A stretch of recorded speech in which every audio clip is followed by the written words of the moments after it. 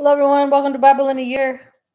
We're on day 151 today, and we will be reading 1 Chronicles 11 and 12, 1 Corinthians 9, and Psalm 64. So 1 Chronicles 11. Capítulo 11. Here it comes with all these noises. There is 1 Chronicles 11. Sorry, I'm late, guys. We have to do another one later because we're 2 days behind. But we're going to do this one now, and then I'm going to walk the dogs, and then we'll do the other one. Okay, Baylor. Unless we can want to do 2 of them now and 1 later. Oh. Okay, 1 Chronicles 11. Chronicles 11. Since you're on summer break and I'm at work all day, I expect you to teach Bailey how to turn around when I come home. Get a retreat and teach her to. You can't. She's not gonna listen to me. Choose not to. Okay. 1 Chronicles 11. David made king over all Israel. Then all Israel came together to David at Hebron, saying, "Indeed, we are your bone and your flesh. Also, in time past, even when Saul was king, you were the one who led Israel out and brought them in. And the Lord your God said to you, 'You shall shepherd my people Israel and be ruler over my people Israel.' Therefore, for all the elders of Israel came to the king at Hebron, and David made a covenant with them at Hebron before the Lord, and they anointed David king over Israel according to the word of the Lord by Samuel." The city of David. Didn't David just die? It said the city of David. I know, but they just said that they anointed king. David made king over all Israel. Didn't he just die? Didn't we read about him dying? I'm sorry, I thought it was something. Okay, so 1 Chronicles 11. Let me see the phone. So yesterday, didn't he die? Oh, that was Kings.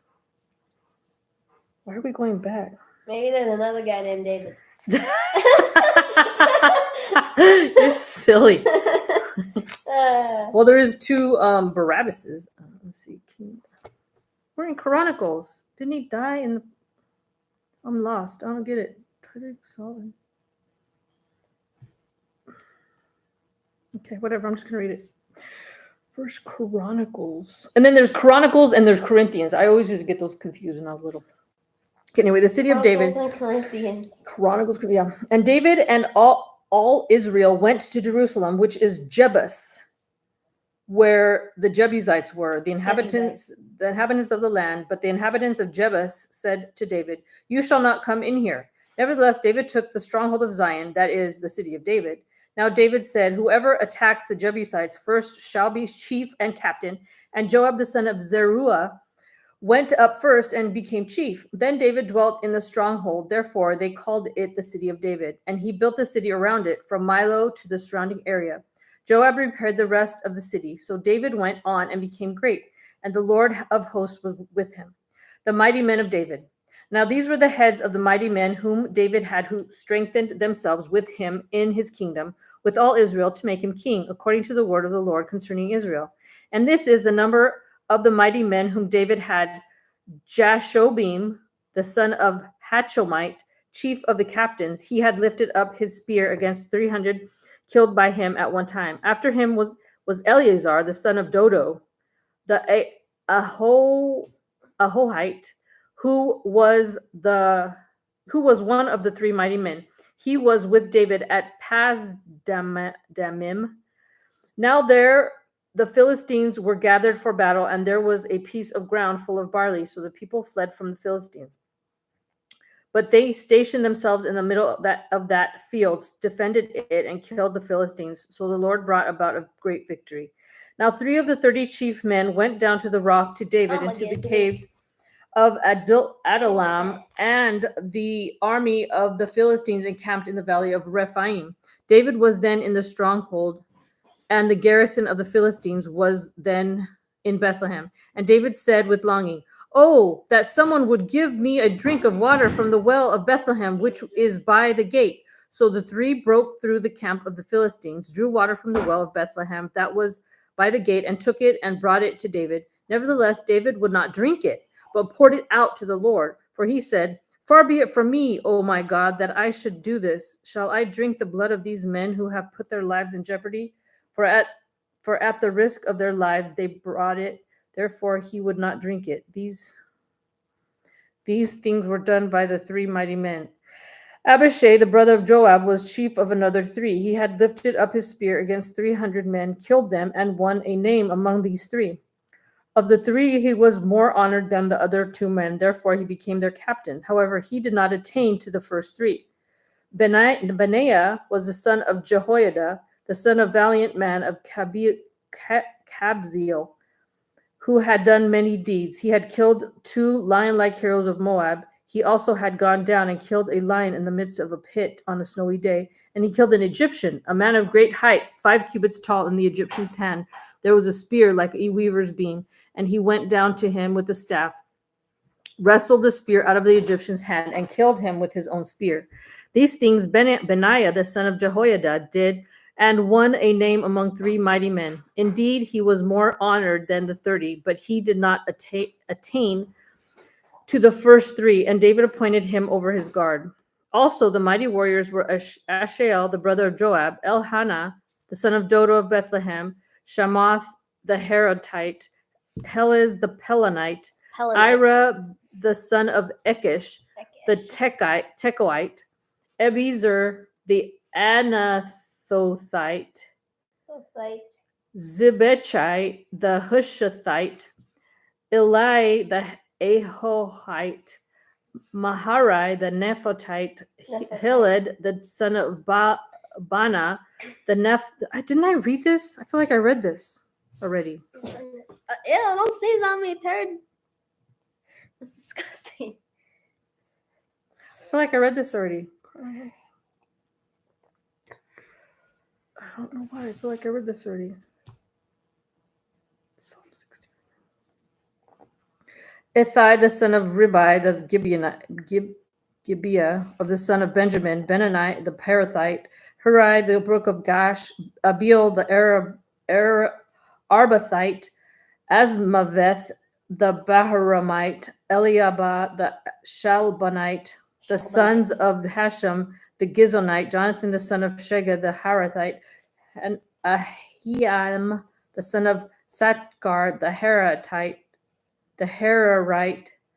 Eliphal, the son of Hefer, the Metrorathite, Ahijah, the Pelonite, Hezro, the Carmelite, Narai, the son of Ezbai, Joel, the brother of Nathan, Mibhar, the son of Hagri, Zelek, the Ammonite, Naharai, the Berothite, the armor bearer of Joab, the son of Zeruiah, Ira, the Arathite, Gareb, the Itharite, Hira, Ariah, the Hittite, Zabad, the son of Ahalai, Adina, the son of Shiza, the Reubenite, a chief of the Reubenites, and 30 with him, Hanan, the son of Macha, Joshaphat,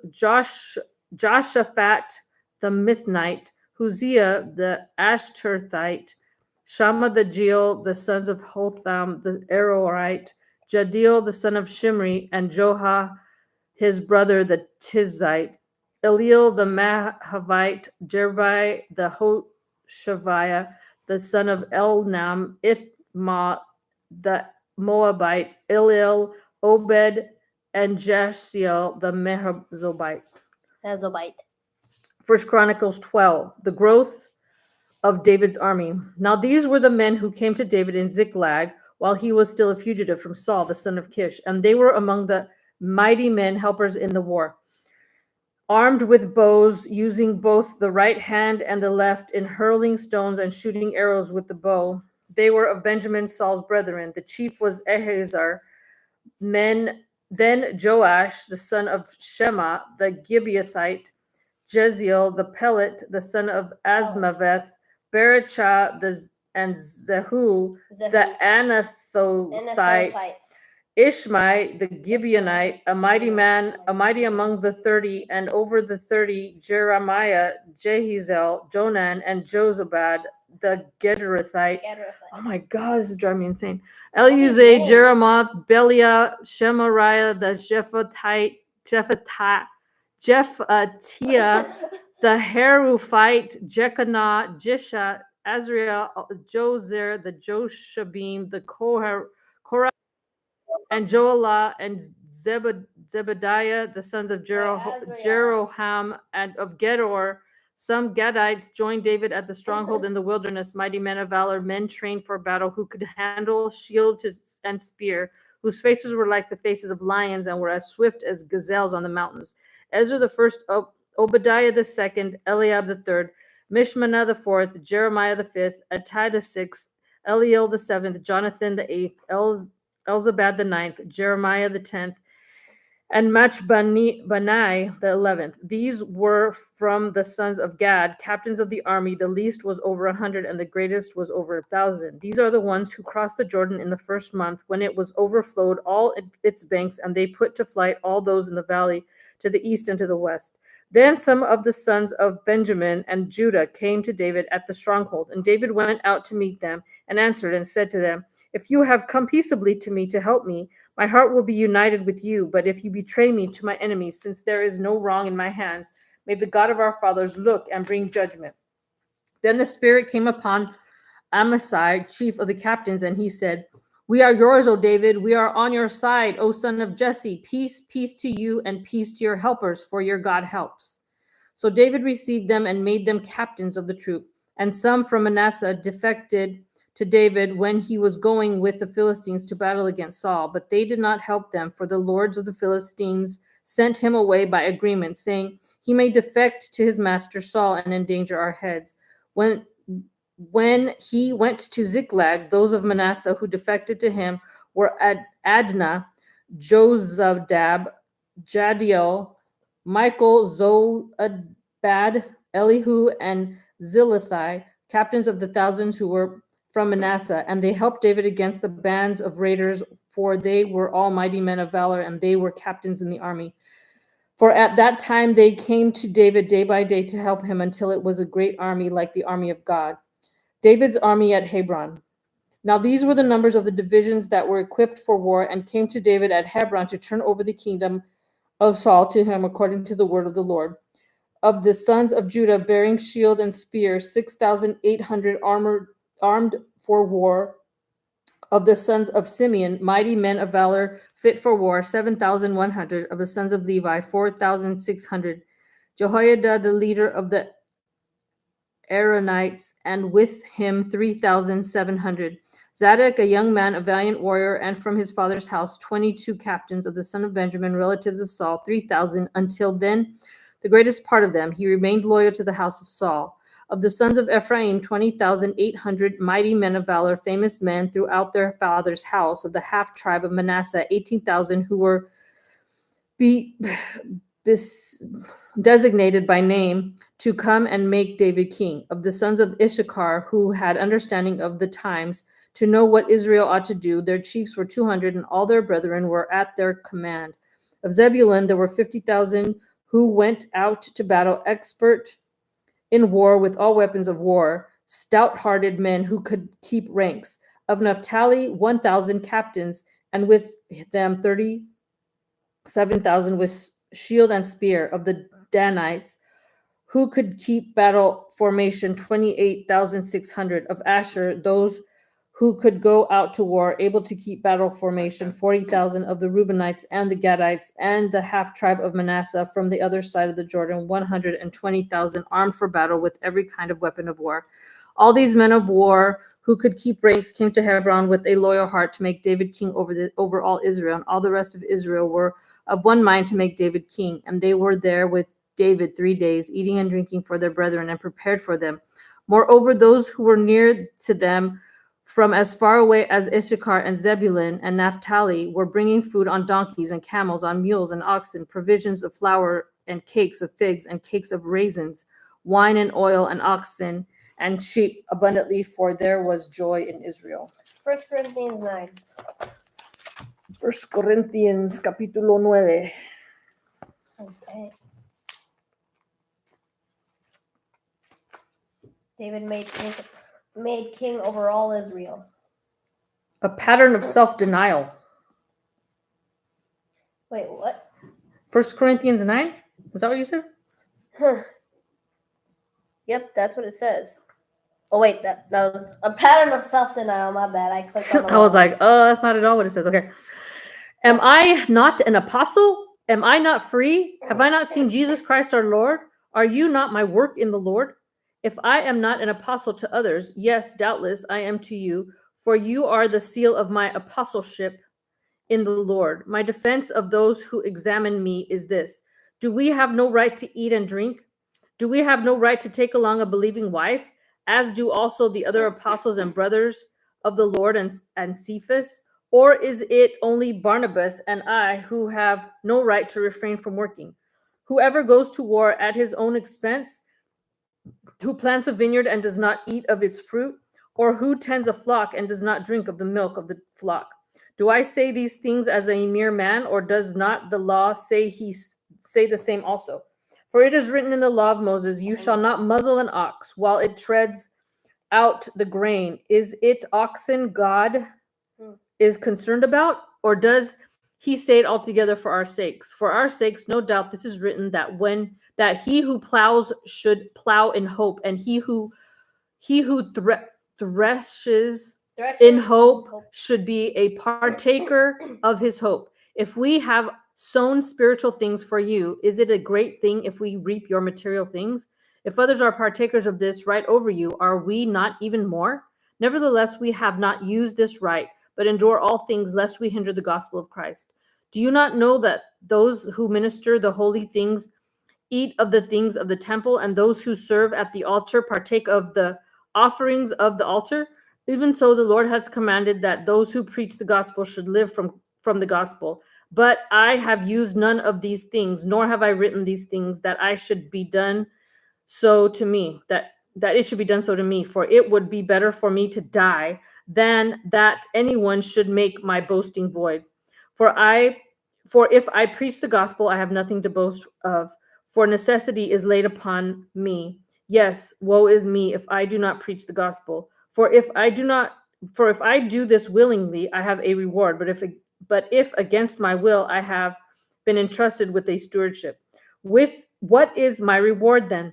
That when I preach the gospel, I may present the gospel of Christ without charge, that I may not abuse my authority in the gospel. Serving all men. For though I am free from all men, I have made myself a servant to all, that I might win the more. And to the Jews I became as a Jew, that I might win Jews. To those who are under the law, as under the law, that I might win those who are under the law. To those who are without law, as without law, not being without law toward God, but under law toward Christ, that I might win those who are without law. To the weak I became as weak, that I might win the weak. I have become all things to all men, that I might be all means save some. That I might by all means save some. Now this I do for the gospel's sake, that I may be partaker of it with you, striving for a crown. Do you not know that those who run in a race all run, but one receives the prize? Run in such a way that you may obtain it. And everyone who competes for the prize is temperate in all things. Now they do it to obtain a perishable crown, but we for an imperishable crown. Therefore I run thus, not with uncertainty. Thus I fight, not as one who beats the air, but I discipline my body and bring it into subjection, lest when I have preached to others, I myself should become disqualified. Ooh. Psalms 4, I almost said Psalms 46, 64. 10 verses. Jeez. Oppressed by the wicked, but rejoicing in the Lord. To the chief musician of the Psalm of David. Hear my voice, O God, in my meditation. Preserve my life from fear of the enemy. Hide me from the secret plots of the wicked, from the rebellion of the workers of iniquity, who sharpen their tongue like a sword, and bend their bows to shoot their arrows. Bitter words, that they may shoot in secret at the blameless. Suddenly they shoot at him and do not fear. They encourage themselves in an evil matter.